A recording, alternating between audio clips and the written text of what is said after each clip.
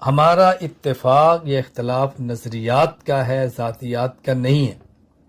اور یہاں کی بات اچھی طرح سمجھنا، یہ جو میں کہتا ہوں نا ذاتیات کا نہیں ہے، اس کا مطلب اپنی ذات ہے، اس کا مطلب اللہ کی ذات نہیں ہے، انبیاء علیہ السلام نہیں ہیں، صحابہ کرام نہیں ہیں، مجتہدین نہیں ہیں، اکابرین علماء دیوبند نہیں ہیں۔ جب ان کی ذات کی باری آئے گی، ہم ان کی ذات پر ہونے والے اعتراض کا دفاع کریں گے، اخلاص سے کریں گے، اعتدال سے کریں گے، دلائل سے کریں گے، مسلسل کریں گے، سینہ تان کے کریں گے اور ڈٹ کر کریں گے۔ اللہ کی ذات پر اعتراض ہوگا تب بھی کریں گے، نبوت کی ذات پر ہوگا تب بھی کریں گے، صحابہ کی ذات پر ہوگا تب بھی کریں گے، مجتہدین کی ذات پر ہوگا تب بھی کریں گے، اپنے مشائخ اکابر علماء دیوبند کی ذات پر ہوگا تب بھی کریں گے۔ ہاں اپنی ذات پر اعتراض ہوگا تو اس کی صفائی نہیں دیں گے، لیکن اس کا معنی یہ نہیں ہے کہ ہم صفائی نہیں دیں گے یعنی کسی کو بھی نہیں دیں گے، یہ معنی نہیں ہے۔ صفائی نہ دینے کا معنی یہ ہے کہ ہر ویڈیو کا جواب، ہر کلپ کا جواب، ہر اعتراض کا جواب میڈیا پر آ کر ریکارڈنگ کراتے پھرے، ایسا نہیں ہوگا۔ ہاں جو ہم سے تعلق والا ہمارا عقیدت مند ہے وہ اعتراض کرے گا سمجھنے کے لیے تو اس کو جواب ضرور دیں گے۔ اعتراض کرنے والے آدمی دو قسم کے ہوتے ہیں، بعض اعتراضات کرنے والے ہوتے ہیں عقیدت اور محبت کی بنیاد پر کہ استاد جی آپ کے بارے میں کچھ لوگوں نے ایسی باتیں کی ہیں جس سے ہمیں بہت تکلیف ہوئی ہے، اگر آپ اس کی وضاحت فرما دیں تو اچھا ہوگا تاکہ ابھی ہم سے بات کرتا ہم ان کو کہہ سکیں ان کو سمجھا دو۔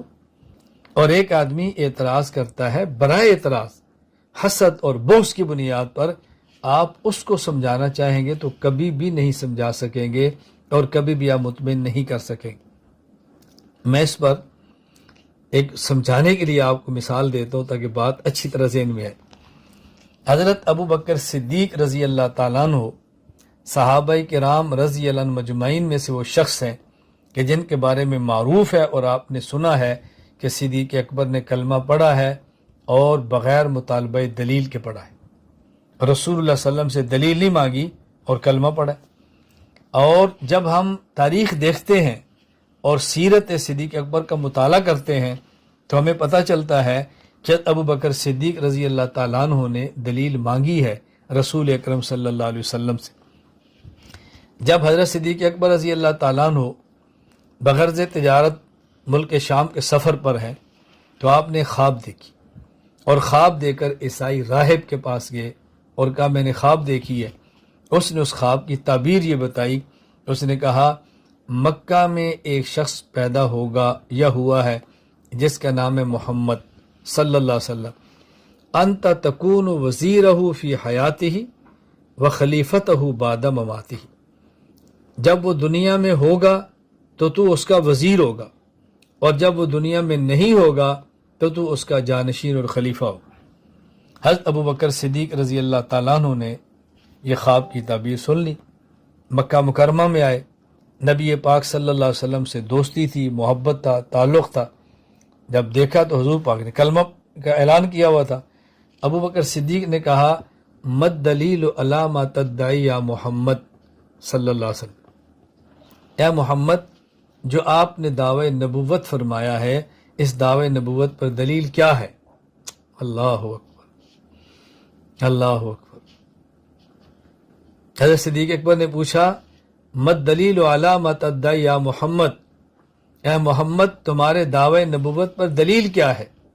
رسول اکرم صلی اللہ علیہ وسلم فرمایا الدلیل علی ما ادعی رؤیاک التی رأیت فی الشام، ابو بکر میرے دعوی نبوت پہ دلیل وہ خواب ہے جو تو نے شام میں دیکھی ہے۔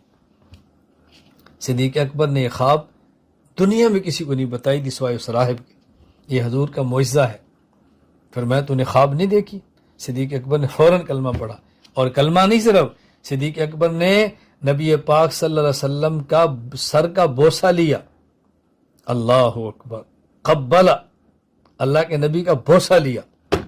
میں کبھی کہا کرتا ہوں صدیق اکبر کی بہت ساری خصوصیات ہیں، ایک بہت بڑی خصوصیت یہ ہے کہ جب کلمہ پڑھ کے حضور کے حلقے میں شامل ہوئے اور جب پہلی نظر اللہ کے نبی پر اس طرح پڑی ہے، جب کلمہ پڑھا ہے تو صدیق نے حضور کی پیشانی کا بوسہ لیا ہے، اور جب اللہ کے نبی کو صدیق نے دنیا سے رخصت کیا ہے تو حضور کا بوسہ لیا۔ پہلے ملاقات پر بھی بوسہ ہے، یعنی حالت اسلام میں، اور جب رخصت کیا ہے تو آخری ملاقات پر صدیق حضور کا بوسہ لے رہے ہیں۔ بتاؤ یہ اعزاز دنیا میں کس کو ملے ہوں گے؟ حضرت صدیق تو صدیق ہے نا، میں کیا بتاؤں آپ کو رضی اللہ تعالیٰ۔ میں تو عرض ہی کر رہا ہوں۔ اب دیکھو ہم کیا سنتے ہیں کہ آپ نے کبھی دلیل نہیں پوچھی، اور پڑھتے کیا ہے؟ دلیل پوچھی ہے۔ فرق کیا ہے؟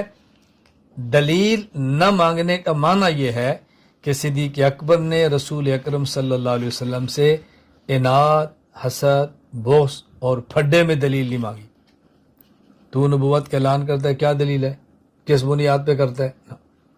اور جہاں کہتے ہیں آپ نے دلیل مانگی ہے، وہ دلیل محبت اور دلیل عقیدت ہے۔